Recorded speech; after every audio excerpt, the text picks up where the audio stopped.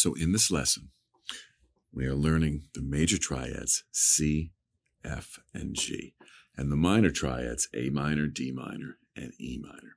Now, once you learn these structures intellectually, one way to practice these is to play the structure with both hands. So I'm going to start with my C major triad, and I'm going to play it one octave apart. Now I'm going to move all the way down to the lower end of the keyboard.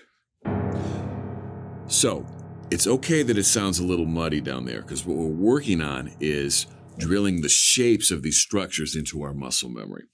So what I'm going to do is I'm going to move up an octave, and then up an octave, and I'm going up the entire keyboard with that C major triad as far as I can go, and then I'm going to go back down. Now, when I'm doing this, my brain has to revisualize the structure every time I change octaves. That's helping to drill it into my muscle memory by visualizing what that shape is. So before I make the jump, I'm seeing the shape in my head, in my mind, and then I'm moving my fingers to that shape. Okay? Now, the fingering for these triads, in the right hand, it's the first finger, the third finger, and the fifth finger.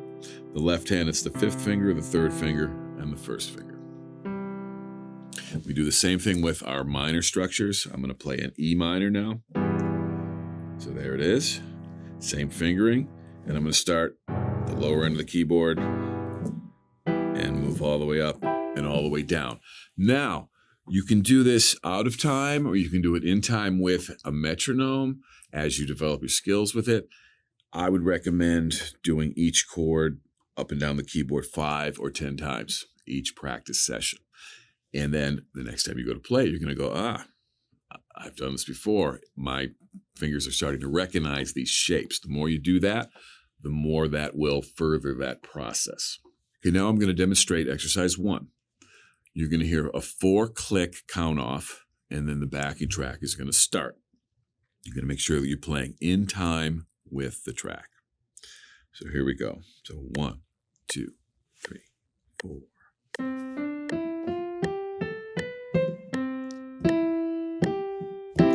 2, 3, 4. Then we rest.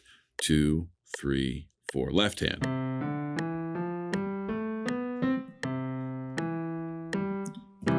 2, 3, 4. Then rest. 2, 3, 4. Then back to the right hand. So we're going to do that process 4 times through for each triad structure. Remember pillar 2, drilling repetitively into muscle memory. So be patient with it. I find this a very pleasing way to practice, very rewarding. If you're focusing on that track and locking in your time, it might be too fast for you, so you can slow the track down. When you do it accurately at a slower tempo, gradually increase the tempo to get back to the original tempo. Now we're going to do an arpeggiation exercise. An arpeggio is where we take a structure and we play the notes separately. It's the same notes from the C major triad, but we're not playing them simultaneously. We're playing them separately. That's a common musical device that we use at the keyboard, and we're going to practice that repetitively, and that is also going to help us lock this into our muscle memory. So we're going to start out by listening to the count off on the click track. 1, 2, 3, 4. Arpeggio up, arpeggio down, and then with eighth notes. Repeat.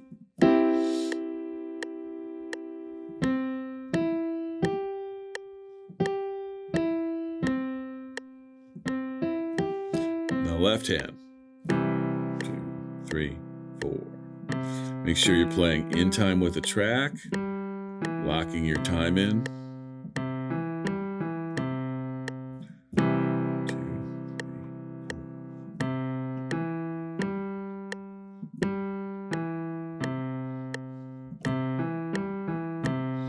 Okay, you're going to repeat that process with all of the major and minor structures that we're doing in this lesson. Here's an above and beyond practice technique you can do.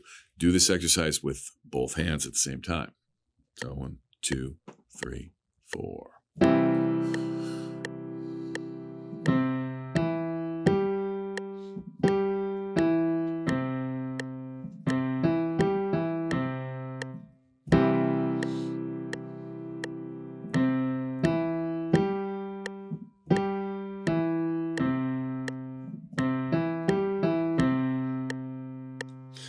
Okay, so here we go.